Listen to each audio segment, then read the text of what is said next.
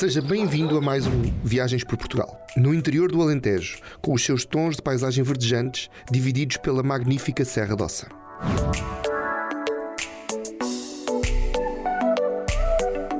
Na bela praça que recebe não só a Câmara Municipal, mas vários museus e o comércio local. Daqui estamos num concelho cheio de riqueza natural, mas também cultural. Mas falar no Redondo e não falar na sua Festa das Ruas Floridas é impossível. São milhares, se não milhões de flores, feitas de papel, pelos locais, numa festa que se repete a cada 2 anos. Não tinha como não ir conhecer a Oficina das Ruas Floridas, com a ajuda da sua especialista, a Ricardina. Então, durante aqueles 9 dias, isto está tudo cheio de gente. Não há espacinho vazio neste impossível, jardim. não passa despercebido. Anda toda a gente aqui a ver, a olhar para cima, a olhar para os lados. Todas estas ruas aqui à volta devem fazer parte das ruas enfeitadas, não é? Sim. Em 2019 foram quantas ruas? Foram 34. 34. E em 2022 vão ser mais ou menos? O que é que você acha? Eu sei que não deve estar ainda decidido, mas... Não está ainda decidido. Mas eu penso que possa ser entre os 25 e os 30, mais ou menos. Já é um... Porque depois também depende um bocadinho de como é que a rua funciona, não é? Porque há pessoas que mudam de casa e Mas às vezes até mesmo pessoas que não são da própria rua, se a rua não tiver ninguém que queira fazer... vão pessoas de outra rua. Pessoas de outra rua. A sério, se a rua for suficientemente importante, as pessoas sacrificam a sua em detrimento de uma outra. Sim, exato, porque é assim, também tentamos que as ruas tenham ligação entre si. Claro. Se a pessoa morar, por exemplo, numa rua muito distante, exato. Estes são os efeitos que costumam estar na parte superior das ruas. Sim, são os tetos. Esse teto particularmente teve na rua de Montoito em 2019 e nós fizemos uma reprodução aqui para mostrar. Imagino que os tetos seja das coisas que dá mais trabalho, porque é grande quantidade de material. Ou dá mais trabalho um teto ou uma peça daquelas que nós vamos ver lá dentro? Não, dá mais trabalho a peça. Porque eu acho que isto é tantas, isto são milhares de folhas. Sim, mas o normal, este teto é um teto diferente. O normal, os tetos são assim, sim. Ok. Este é mais fácil. Sim. Quer dizer, eu rasgava isto tudo, mas não vamos entrar por aí. Esta entrada da oficina é emblemática porque conta a história. Para alguém como eu, que não conheça os detalhes, aqui nestes painéis nós conhecemos logo um bocadinho dos detalhes. Um bocadinho, sim. Temos aqui um pequeno resumo da nossa história. A primeira referência às ruas enfeitadas é 1800, qualquer coisa. 1838. Que havia pessoas que enfeitavam ruas, enfeitavam a sua porta com flores de papel. Depois, mais tarde, em 1976, mais ou menos, um grupo de amigos resolveu reunir-se, fazer tipo uma associação, em que retomaram as ruas. Porque, e nasce aí a coisa mais organizada. Exato. Depois a Câmara pegou em 1993. Não, 93, exato. Agora estava um bocado baralhado e ia dizer 96. Retomou e ficou à frente das ruas, um bocado por organização, até mesmo porque questões de materiais e estar organizado, a logística toda. E a questão de 2 em 2 anos também acho delicioso, porque dá tempo para... Sim, tem que dar tempo, porque qualidade. É muito cansativo e são muitos meses a trabalhar. Esta coleção é particularmente bonita. São os azulejos de Portugal. Os azulejos de Portugal, com a Amália ao centro. Faz parte de 2017, ou seja, há 2 edições atrás, sim. E é muito, muito bonito. Sim, e isto é feito com uma técnica que é pica-pica, que é aplicada à pinça. É um trabalho muito, muito trabalhoso, mas tem um efeito fantástico. Aqui nesta sala vamos encontrar, faça favor, o que é que encontramos? Aqui vamos ter uma exposição de uma pequena parte de tudo o que esteve na rua em 2019, na última edição. Aqui em baixo é sempre a última edição das Ruas Floridas. A exposição aqui em baixo só muda quando vier a próxima edição. E destas peças, algumas vão ser selecionadas para permanecer em espólio? Sim. E o resto, o que é que acontece? Normalmente nós tentamos guardar tudo o que nos é possível. Depois às vezes há peças que nos são pedidas por por outras entidades, até mesmo por outras... E as ruas não pedem para reciclar ou para alterar ou para fazer qualquer coisa que dê para o ano, para daí a 2 anos? Nunca aconteceu? Acontece. Transformar umas flores, sei lá, numa coisa qualquer? Acontece. Aqueles vitrais, aquilo é de um detalhe impressionante e funciona com luz por trás. Imagino que à noite fosse assim um ex-libris. Fazia um efeito fantástico. À noite esta rua estava lindíssima.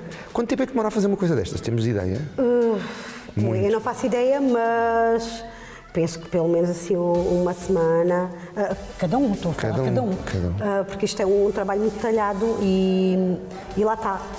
É feita à pinça também, porque são motivos muito pequenos, tem que ser ali com muita precisão. Trabalhoso. Muito. E ter que trabalhar com papel ainda mais fino para a luz passar. Claro. Muito bonito. Temos aqui outra vez um teto. Esta rua foi feita pela Academia dos Afetos, que é um grupo de idosos, e nós resolvemos representá-la aqui porque os perumos, por exemplo, são da pintura alentejana, a nossa pintura. E isto foi tudo feito por eles. Ok, lindíssimo. E achámos que a rua estava tão bonita que valia a pena expor. E há algum prémio para quem... Não, até porque não era justo para todas as pessoas que trabalham na rua. Eu dava um prémio a todos. Um prémio para sim, todos. e depois havia aquela competição e... Pois, não interessa. Exato. A Abelha Maia, da minha juventude. A Abelha Maia, exato. Aqui temos um palhaço que vai ser disparado foi a num rua canhão. esta rua era os palhaços, o circo. Ok. Muito engraçado. Aqui temos os jogos. Eram os jogos, sim. Eu vi estas imagens, por acaso. Sim. Aqui os emojis. Sabe que nós tivemos, eu não tenho a oportunidade de estar, não tive a oportunidade de estar em 2019, mas a Curiacos esteve e nós temos imagens destas ruas todas floridas. Ali está uma carrinha grande, que é um... Sim, foi feito pela imenso. Colombófila. Colombófila. E então é a carrinha dos pombos. Ok, que leva os pombos para as corridas. Aqui temos a Minnie, o Pateta e o Era Mickey. o Mickey e os amigos, era a casa do Mickey. Esta rua. Foi uma pequena rua que fica logo à entrada da vila. Mau. E os 3 porquinhos. A casa de... Olha, esta ainda não soprou. A casa de palha. De palha. Com ratos. Tem um problema com ratos, os porcos. Tem. Esta rua, por exemplo, foi feita aqui por nós, da oficina. Aqui da oficina? Da oficina da Ruas Floridas, que foi as fadas. Para princesas, fadas. Muito querido. Aqui em cima, o que é que a gente vai encontrar? Aqui em cima é uma exposição com peças de vários anos de Ruas Floridas. Ai, mostra-me, estou super curioso. Todos os vestidos desta rua foram vestidos que foram vestidos por fadistas portuguesas, claro. Reinterpretações. As janelas também vieram da rua? Sim. Muito engraçado. Aqui um painel de 2013 e ainda está aqui, perfeito. Sim. E temos um outro ainda também dessa rua, também está muito bonito. Não se mexe. Muita tentação que se tenha, não se mexe.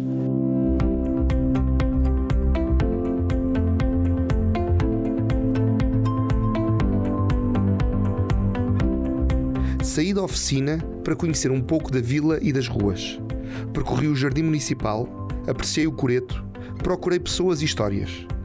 Até encontrar o Museu do Vinho.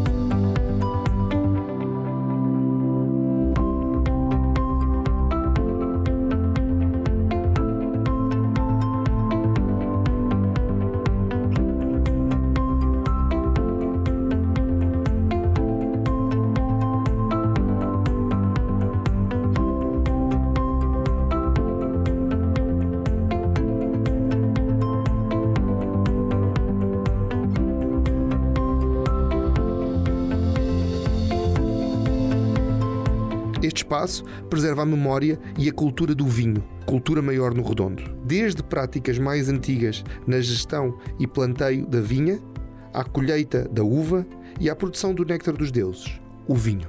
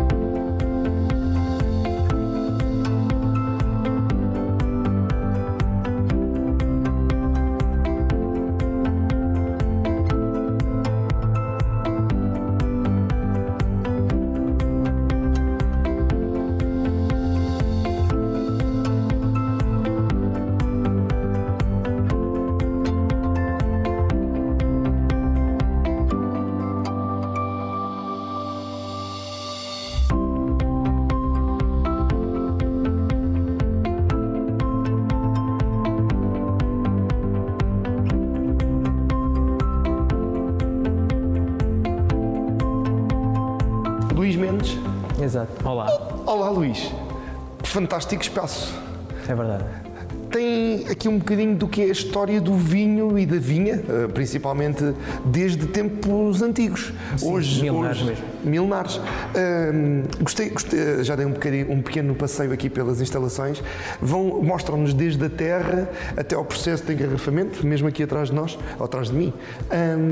É um espaço fantástico. O que é que as pessoas gostam de vir ver aqui? Imagino que conheça os visitantes. O que é que os turistas mais gostam neste lindo espaço? Todo o espaço em si, em termos arquitetónicos, depois conhecer um pouco de toda a história do vinho, mas se calhar sobretudo as talhas romanas são talvez o maior chamariz. As talhas foram recuperadas cá no Redondo? Eram locais? As talhas eram locais, exatamente. Também desde secularmente havia a produção de talhas, todos os objetos em barro aqui no concelho de Redondo. Eu fiquei muito impressionado com a questão da poda e dos enxertos. Pode-se tocar nas coisas, é um detalhe que muitas vezes não se vê nos museus, porque normalmente é não toque. Aqui incentiva-se ao toque, é um lado mais tátil da experiência e é muito engraçado. Sim, acaba por pessoas terem mais contacto com a experiência em si propriamente dito, de tudo o que era esse processo de produção do vinho, saber exatamente aquilo que era necessário fazer até um copo de vinho estar pronto a consumir. Exatamente. O espaço está dividido em vários setores. Tem a parte da terra e da vinha, penso eu, este corredor inferior a nós. Depois tem uma parte do lagar, que também com detalhes históricos interessantes, algumas peças com histórias muito interessantes. O processo o percurso do museu está dividido então em 4 fases. A primeira inicialmente desde a plantação do bacelo, depois tem a parte mesmo da enxertia, depois a parte da poda e depois então a parte do tratamento fitossanitário. Aqueles químicos. Exatamente, aqueles químicos lá em baixo, do enxofre e do sulfato. Podem mexer e tudo aí. Quer dizer, isso também não convém que mexam, não é? Mas estava mexido, não fui eu. Não, mas aquilo não convém mesmo que as pessoas mexam. Exato, são produtos químicos e esta parte não é mesmo para mexer. Pronto, e todo esse percurso então é a primeira fase do museu.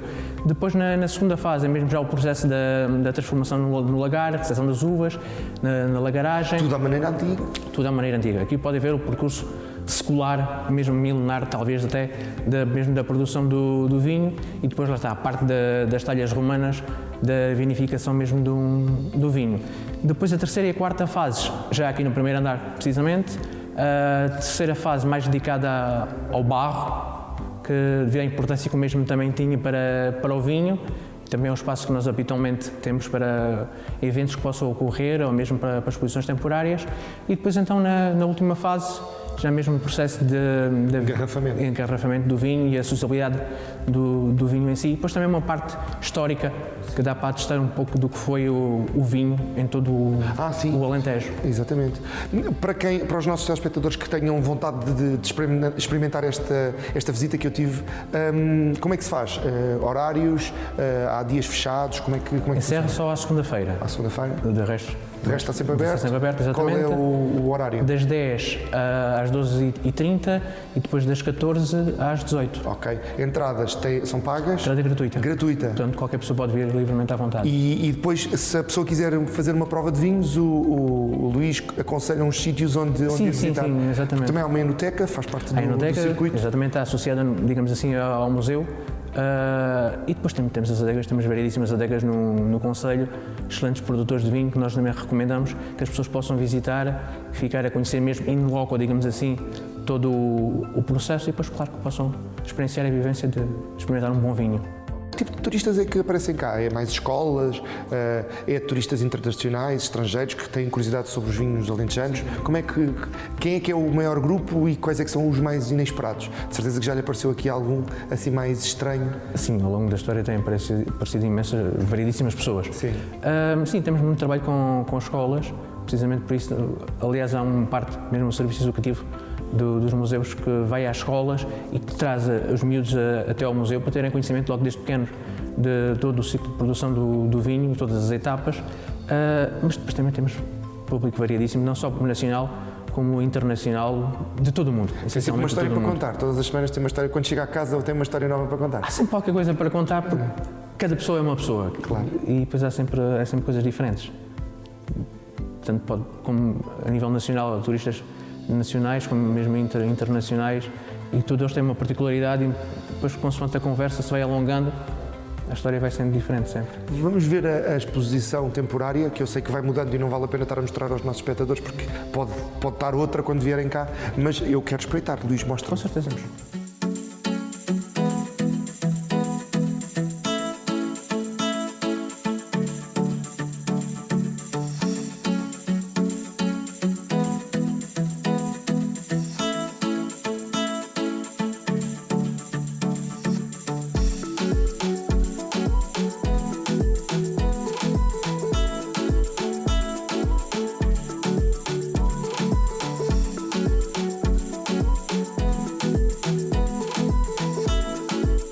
Uma visita rápida pela exposição temporária e sair logo, porque há muito para fazer e ver no Redondo.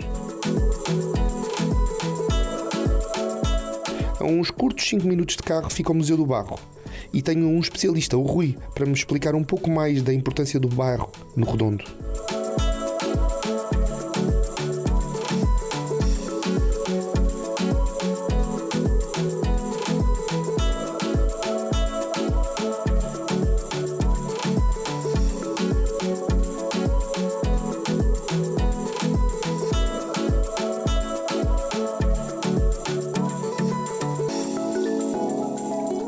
Rui, é aqui que vamos falar sobre a importância do barro no Redondo.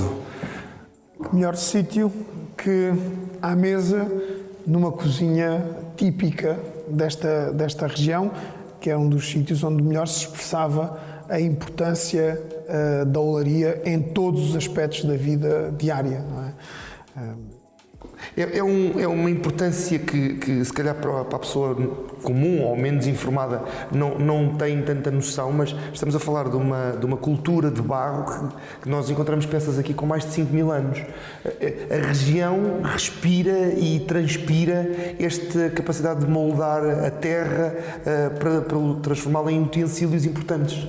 Sim, nós aqui felizmente temos um conhecimento da utilização de peças de barro produzidas com barro daqui da região, provavelmente os mesmos barreiros, praticamente desde a pré-história, que temos, enfim, uma parte também representada no museu, até os dias de hoje, com barro com características muito semelhantes, ou seja, isto de alguma forma pode-se dizer que desde sempre que foi terra de oleiros. Como em outros sítios, houve momentos onde essas manifestações de olarias ganharam momentos de maior identidade, há outros onde não foram tão expressivas, mas o que é certo é que nos chegou uma longa tradição de olaria e de trabalhar o barro em todos os aspectos da vida cotidiana. Uma importância grande na história, mas também grande na economia, ao ponto de haver momentos de crispação. Fala-se ali num destes painéis que eu vi na visita inicial ao museu, de uma greve que muda todo o panorama da captação do barro na região. Foi um momento-chave na história da olaria e da produção oleira, um momento-chave que se mantém até os dias de hoje, em que, em 1726, os oleiros entraram em greve. Parou a produção. Parou a produção. E causou um transtorno imenso, porque havia fricções com os donos dos terrenos e o acesso aos barreiros, porque não é de qualquer terra que se pode retirar barro com qualidade para produzir as peças que se pretendiam na altura. São em sítios específicos e que nós sabemos, que, justamente por causa desse processo, que são aqueles barreiros que ainda hoje se utilizam para ir buscar os barros. Os donos dos terrenos criaram dificuldades, os oleiros entraram em greve, lutaram pelos seus direitos e ganharam.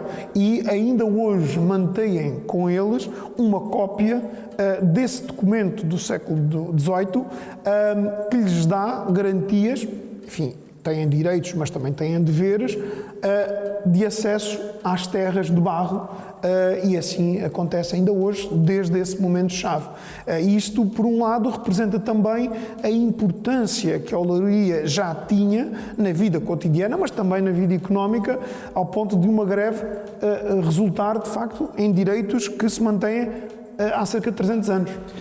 Falando do barro e da importância do barro aqui, temos que explicar que o barro no Redondo tem um tratamento diferenciado, tem uma proposta única de venda, vamos chamar-lhe assim, porque não só na sua maneira de fazer, e nós vemos aqui no museu várias técnicas que são usadas aqui na região, mas também com a decoração, com as cores, com a pintura e com o riscado.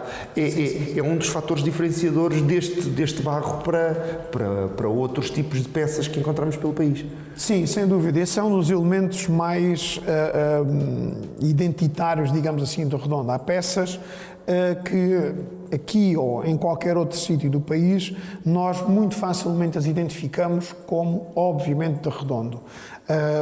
Que normalmente advém de uma tradição com raízes também bastante antigas, mas que se consolidou nos finais do século XIX e em grande parte do século XX, ligada a peças de fundo branco, com a decoração riscada de motivos vegetalistas, enfim, que tanto podem ser ramos de flores, enfim, motivos muito diversos e que se aplicam em múltiplas realidades, desde os jarros, passando pelos pratos, e que sempre associado a um fundo branco com cores, a cor do próprio barro, o castanho, o verde e o amarelo, porque eram também as cores que mais facilmente se utilizavam ou se obtinham aqui na região.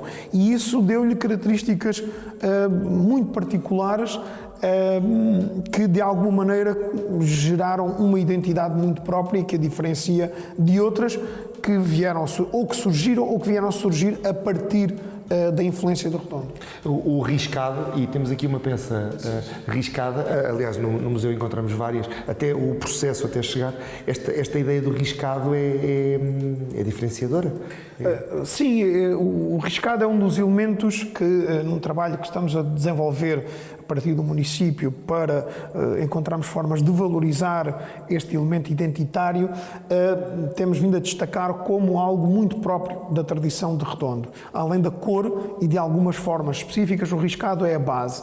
E é algo que surge também muito ligado a uma componente que hoje em dia também se valoriza, quase como decoração de género, porque eram essencialmente as mulheres dos oleiros que riscavam as peças e que começaram esta tradição de riscar e pintar as peças. Daí que a maior parte da decoração inicial eram essencialmente motivos enfim, ligados a diversos aspectos da vida cotidiana, flores, motivos vegetalistas, que podiam encontrar-se em diversas outras realidades do dia-a-dia, mas que as mulheres de alguma maneira transmitiram para a tradição, os pássaros também, e que foram ganhando, digamos assim, uma expressão maior e mais típica aqui do Redondo, porque houve momentos em que, digamos, eram mais abstratos, nomeadamente como estes, com estes salpicados,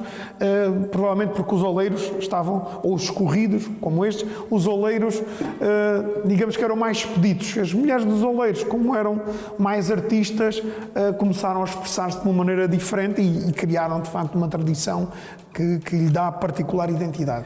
Também há um fator histórico importante para a disseminação destes produtos e para a nacionalização no sentido de reconhecimento nacional, através do transporte destas peças por umas personagens que se transformaram também elas num ícone do Redondo. Sem dúvida nenhuma. Os almocreves, o Redondo era terra de almocreves. Um almocreve é um vendedor ambulante, uma coisa do género, mas também com um princípio de troca e há ali uma mística...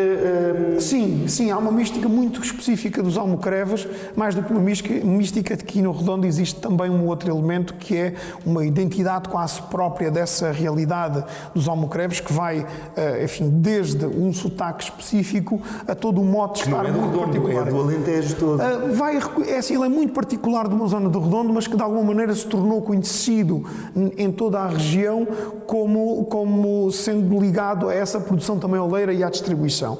Os almocreves, até pelo a sua característica de quase de mal andar, que andavam de terra em terra e mais do que de terra em terra, de monte em monte, ou seja, de sítio onde as pessoas viviam no campo, e eram muitas vezes os elementos de união entre comunidades e famílias que de outra maneira não se deslocavam. Hoje em dia temos uma facilidade de deslocação que não existia há 40, 50 anos atrás, 40 enfim já, mas há 50 anos menos, e os almocreves eram esses elementos que até pelo sua, quase podíamos dizer, mal andar, ou seja, tanto andavam para um lado como para o outro, se tornavam elementos de ligação da comunidade e tornavam-se particularmente conhecidos, porque depois eram também acolhidos nos montes e que serviam também além de abastecerem de elementos essenciais, pratos, alguidares, tarefas, tudo aquilo que era necessário,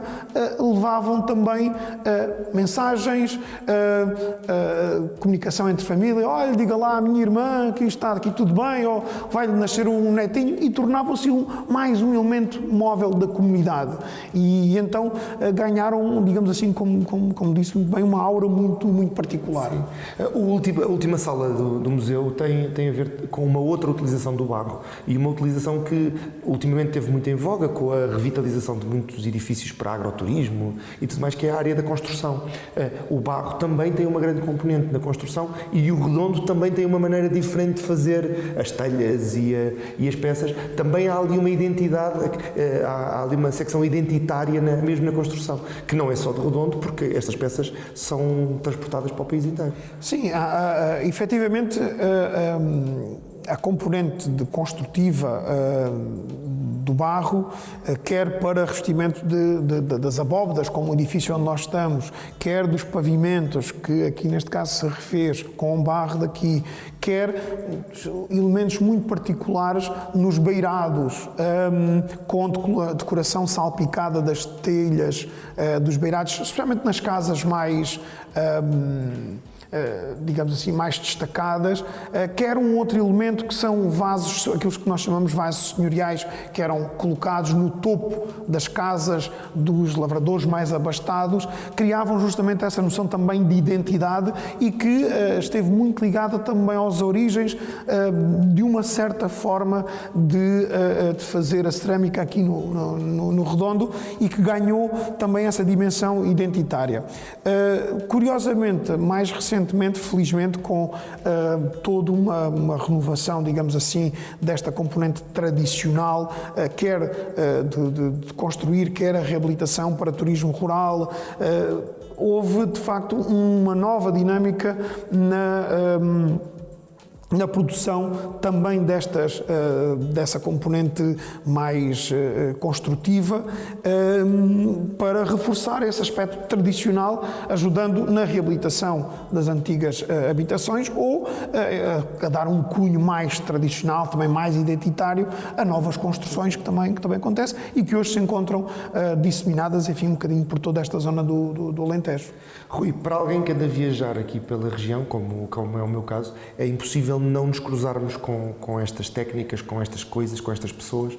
É importante também visitar este espaço e perceber um bocadinho do que vemos, contextualizar um bocadinho do que vemos. Podemos convidar os nossos telespectadores a acompanharem-nos nesta viagem, mas também eles próprios a fazerem esta viagem, conhecerem este percurso e conhecerem esta história única deste lugar. Sem dúvida, até porque muito certamente irão cruzar-se, porque felizmente hoje também nos restaurantes típicos irão encontrar com muita facilidade aquilo que são os pratos mais tradicionais serem servidos e muitas vezes também preparados na olaria tradicional daqui da região, daí que certamente se vão cruzar com eles, e quem vier, enfim, no tempo de verão comer um gaspacho, ser-lhe servido num pequeno alguidar, talvez isso lhe aguce o interesse por vir conhecer um bocadinho mais dessa tradição oleira que lhe é servida também à mesa. Dito isto, o almoço que me convidou não me parece interessante o suficiente. Vamos procurar outro sítio para almoçar, Rui, que isto aqui não nos chafamos.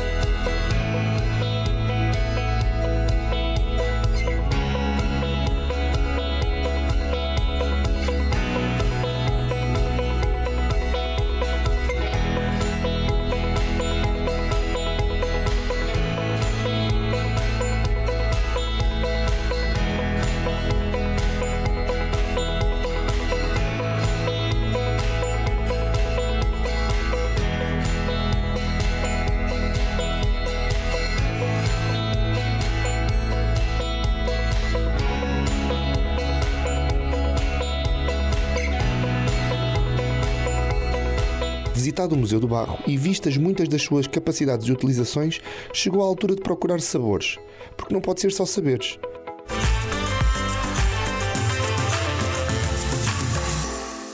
E encontrei-os, os sabores, no celeiro do Pinto.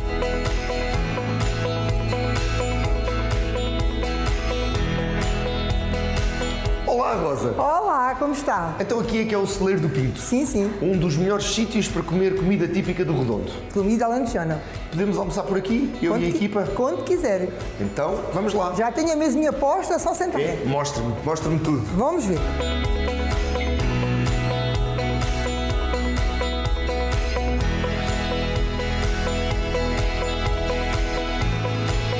Ai, já com vinho e tudo. Tudo! Só falta por aqui o resto da comidinha.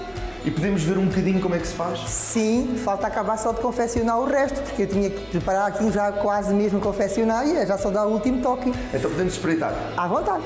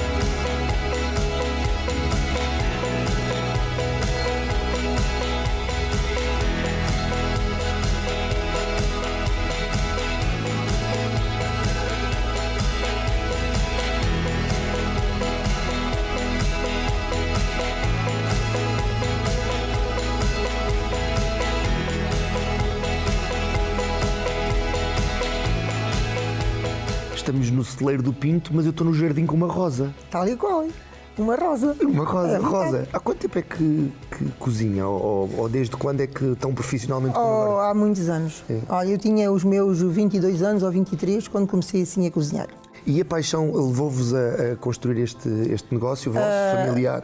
Sim, nós já tivemos outro restaurante antes deste, que não era mesmo nosso. Este é que já é mesmo nosso. E porquê um celeiro? Eu sei que tem a ver com a arquitetura, mas... Sim, porque existia aqui um celeiro antigamente e depois nós, para escolher o nome para o restaurante, qual é que vai ser o nome do restaurante?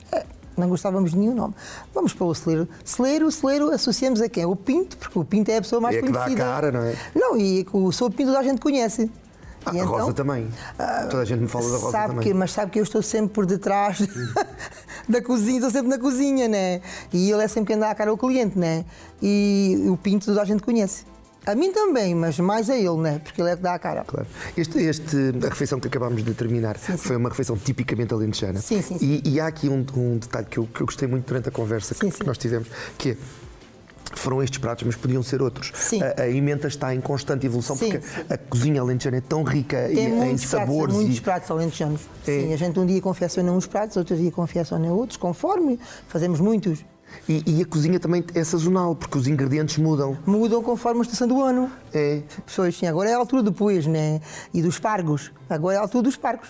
E a cozinha e os pratos são esses. Sim. Então, depois vem outra altura que faz aqui o feijão fradinho. É na altura do verão que se faz o feijão fradinho. Há sempre uma altura do ano em que há pratos diferentes. Depois há o caspacho, no verão, mas isso faz em todo o lado, né? Mas pronto, mas há sempre mudanças. Um detalhe que o Redondo tem é a louça. Sim. Aquele trabalho do barro. Sim. E está muito embebido nas vossas raízes. Sim. Falaram-nos que era um dos segredos da gastronomia local. Usa esse truque também, esse saber. Eu faço sempre, por exemplo, coisas no forno, faço sempre no frigideiro de barro. Se faço borrego assado no forno, é no barro. Borrego, já nos falaram do borrego da Páscoa. Sim, que tem que ser naquele... sempre no frigideiro de barro. É. Sempre. Eu acho que é mais saboroso.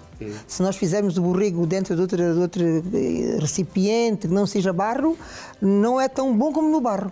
E então nós aqui temos essa tradição. Fazemos sempre o borrego, mas eu faço não é só na Páscoa, eu faço sempre. Quando faço borrego assado, tenho sempre os dedos de barro, sempre onde faço. Os pratos que comemos tínhamos um prato de carne e um prato. Sim, Aliás, sim. tínhamos umas entradas fabulosas, Sim, sim. mas depois tínhamos um prato de peixe que na verdade era quase um ensopado, uma sopa. Sim, sim. Fala-me um bocadinho desses pratos e como é que são feitos para quem está a ver também querer vir cá prová-los. Aquilo é uma coisa muito simples de fazer. Não parecia nada. O feijão com. Não, é Eu fácil. demorava 3 anos e não ficava parecido. Não, se estivesse habituado, se calhar fazia como eu. Aquilo é muito fácil de fazer. É cozer o feijão, porque eu uso sempre feijão cozido por nós. Nunca uso de lata. Claro. É sempre cozido. Eu ponho de molho, de molhar, de um dia para o outro. No outro dia cozo o feijão. Tenho ali já os poejinhos arranjadinhos. Todos temos que tirar as ervinhas todas que eles trazem do campo, né? Porque é uma planta do campo. Depois cortamos tudo cortadinho. Fazemos um refogadinho com azeite e os poejinhos. Depois juntamos o feijão e o bacalhau. E depois aquilo vai ali apurar com pouco molho. Não pode ter muito molho. É ali com pouco molho. E fica aquele. E fica aquela sopa muito boa. E depois o prato de carne era. A carne, nós temperamos a carne de porco preto, porque eu aqui só uso porco preto. É entrecosto, porco Que também é preto. típico da região, anda aqui à solta. Sim, eu tento sempre ter porco preto. Sempre, sempre. Tenho um moço aqui do Bar Branco, que até está ali sentado, que é o que me vou nessa carne, que é o Lubinhos, que é de onde eu vou sempre. Ele é que me traz sempre a carne, tudo. Secretos, presas, entrecosto, tudo o que é porco preto. E aquilo depois é temperado com alho, sal e pimentão. A gente corta a carninha toda amigadinha, as presinhas, depois tempera de um dia para o outro, que fica mais saboroso. E depois frita a carne e faz as migas. Com o pingo da carne, faz-se o pãozinho já todo esfareladinho e faz-se as miguinhas de tomate. E também se faz migas à alentejana. É da mesma maneira, só que não leva tomate, é só o pão e depois é ali com uma colher de pau. Mas o tomate acaba por dar ali uma textura, uma doçura. É um prato mais desenjoado que as migas. Pois, as migas sim. é um prato mais enjoado. E depois teve o truque de pôr umas rodelazinhas de laranja. Sim, porque isso faz parte que fica mais desenjoado. Sempre. É engraçado. Sim, E isto era pratos, nós estamos a gravar na primavera, Sim, são sim. pratos de primavera. Se eu viesse cá o verão, o que é que eu comia? Sempre, temos sempre na Estes emenda. estão sempre- Eu tenho sempre esses pratos na emenda. Onde é a soda alentejana, sempre na emenda. As migas à alentejana, os migas de tomate e são pratos que estão sempre na emenda. Então, é São garantido- pratos- é as garantido migas que quem cá gatas- venha- Olha, eu faço aqui um prato que é as migas gatas, que as pessoas adoram, que é feita com bacalhau também. E as pessoas adoram migas gatas. Também é um prato que está sempre na emenda. Além de ter outros vários, né? Não tem só pratos alentejanos. Claro. Porque nós temos que tratar os alentejanos cá da nossa terra com outros pratos diferentes, né? E os de fora com outros pratos alentejanos que eles gostam. Claro, claro. Sim, sim. Falou dos de fora. Qual é que foi o sítio mais estranho que alguém apareceu aqui? Já lhe apareceu assim alguém de um país que nunca tinha ouvido falar? Porque há muitos turistas aqui na região, não é? Também por causa dos touros e há muita gente que. E também nas festas, na festa das Ruas Floridas. Pronto, já sabe que não sou eu que estou à frente. Pois, Está a minha claro. filha, que ela é que sabe falar inglês, eu também não sei, né? Mas ela é que fala sempre com eles. Ela diz que mais ou menos ingleses, espanhóis também vêm. Meia dúzia de países aqui assim mais por Sim, perto, porque sim. assim, outros assim, chineses também já têm tido aqui, Chineses. também, tem aqui. Pois. E outros também nem sequer sei de onde são. Que eles às falam vezes. inglês e olha. E às vezes falam inglês e nem sequer sabemos de onde é que eles são, né? Mas vêm muitos turistas, às vezes vêm. E precisamos de mais. Mais. Venham Mais, eles. quanto mais melhor, né? Venham eles. Quanto mais. As Ruas Floridas, por acaso era um assunto que estávamos a falar à mesa. Sim, sim, sim. É um momento assim especial da Sim, vila, sim. mas também é um momento em que se quem nos estiver a ver em casa, se quiser vir cá, tem que marcar com muita antecedência porque está cheio. Tudo. Tudo cheio. As pessoas chegam a marcar com 8 dias antes das mesas, está tudo cheio, tudo super lotado. Mesmo que a gente às vezes queira pôr as pessoas, não há, está tudo cheio. As pessoas vão marcando, e depois não têm onde pôr. Não posso terminar esta conversa sem falarmos das sobremesas. Diga. Doces conventuais, que nos apresentou. E depois eu tenho aqui também o saricá com ameixa, que se faz mais, né? O pudim de ovos caseiro, a mousse de chocolate caseira, e depois eu faço outros, além de fazer o marmelo com nozes, fazer a maçã assada, muitos. O tocinho do céu também, há muitos.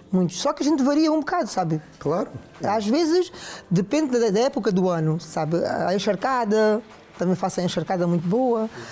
Só que às vezes, por exemplo, no verão, há umas que apreciam os dois conventuais, há outras que não. Pois. Querem mais bases gelados, semifrios, porque está calor Tem que se adaptar. e a pessoa gosta de coisas mais frescas, E são né? todos bons. Sim, eu vendo todos bem. todos bem. Rosa, eu tenho que ir porque o Redondo chama por mim, há tantas coisas para fazer nesta terra. Vá. Mas antes, convido os nossos espectadores a visitarem-na aqui no celeiro e virem conhecê-la. E não fiquem só com o pinto. Chamem a Rosa da cozinha para vos contar um bocadinho do que é que vão comer e como é que foi feito. Que é para ele também não ser vaidoso. Não, as pessoas conhecem. Quando conhecem, ele também me conhecem a mim um bocado, sabe? Nós temos ali um livro onde as pessoas vão escrevendo se gostaram, se não gostaram, essas coisas todas. Muitas também conhecem a Rosa do Pinto e conhecem a Elsa. Somos família. É uma equipa familiar. Sim, e nota-se isso. Nota-se isso na comida, mas também na recepção. Sim. Então, somos família. Quer fazer um convite? Convido todas as pessoas que queiram vir ao Celeiro do Pinto para provarem se gostam ou não. Fico muito agradecida a todas as pessoas que queiram visitar. O Redondo é uma terra muito bonita. É bom vir ao Redondo. É muito bom vir ao Redondo. Sim. E eu vou continuar por aqui. Sim. Continua também connosco nesta viagem pelo Redondo. Até já, senhora. Rosa. Então vá, até já. Olha, não sei muito bem para onde, mas vou. Uma boa viagem. Eles é que sabem. Uma boa viagem e corra tudo bem. E vou voltar, prometo. Quando quiser.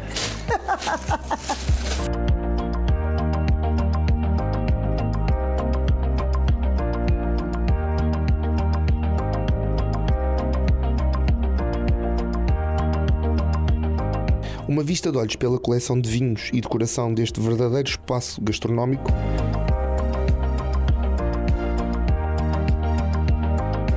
Uma pequena nota no livro de honra para parabenizar toda a equipa.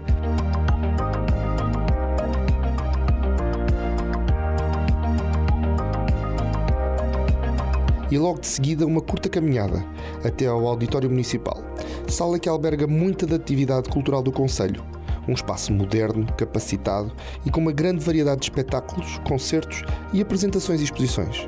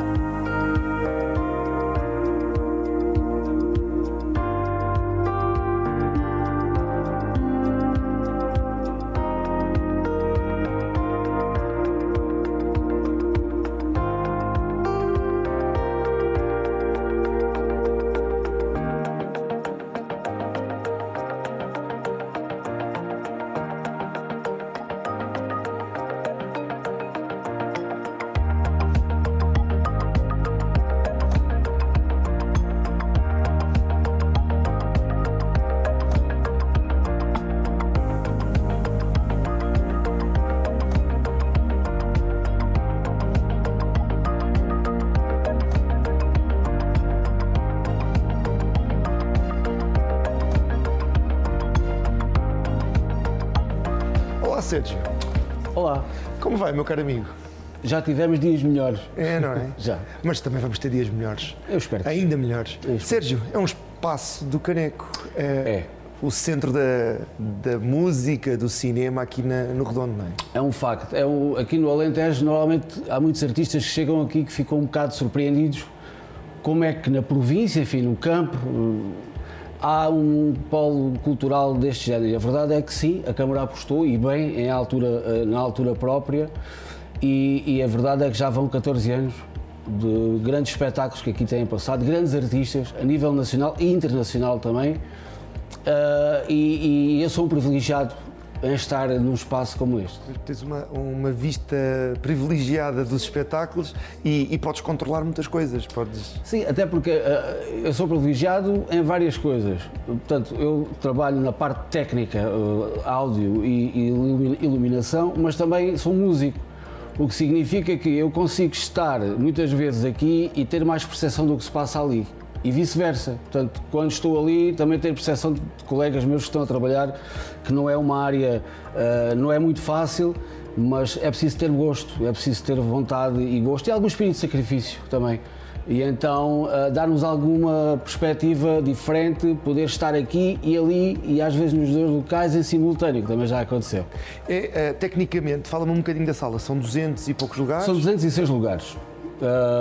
Nós agora com a pandemia tivemos que reduzir, obviamente, né? Temos à volta de 85 lugares e temos um auditório que tem um PA montado, portanto da Kling, que é belíssimo. Temos uma regia equipada com tecnologia quase da última geração. Temos capacidade de projetar filmes, cinema? Sim, temos cinema digital. Há relativamente, sim, há alguns anos, já agora não sei precisar muito bem quantos, mas foi praticamente até porque as distribuidoras a determinada altura informaram mesmo Não as havia salas de outra cinema forma. que o analógico iria ser abolido. O espaço é pensado para música, para cinema, mas também para teatro. Nós inaugurámos isto há 14 anos atrás, no dia 10 de junho, com o Lago dos Cisnes.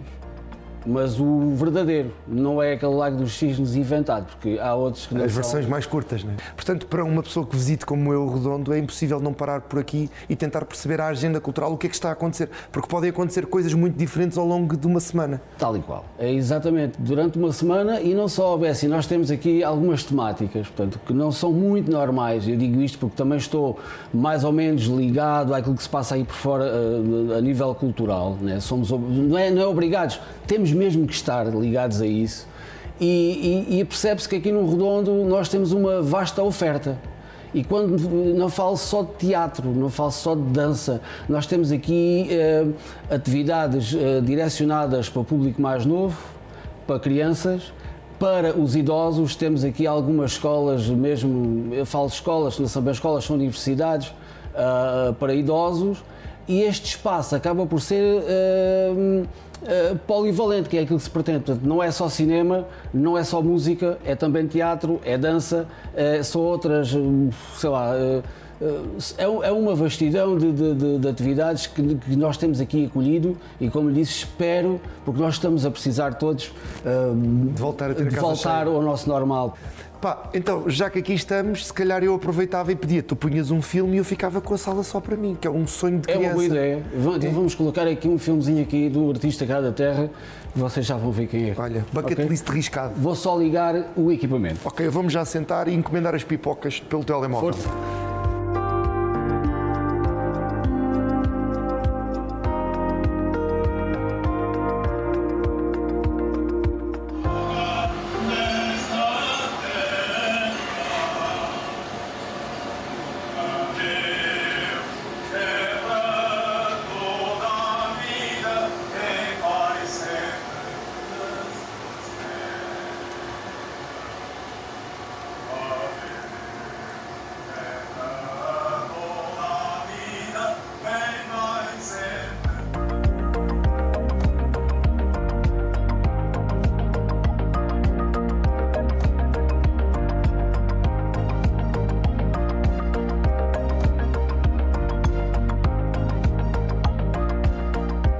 E é da famosa Porta da Ravessa, imagem de marca do Redondo no mundo, que me despeço de mais um Viagens por Portugal.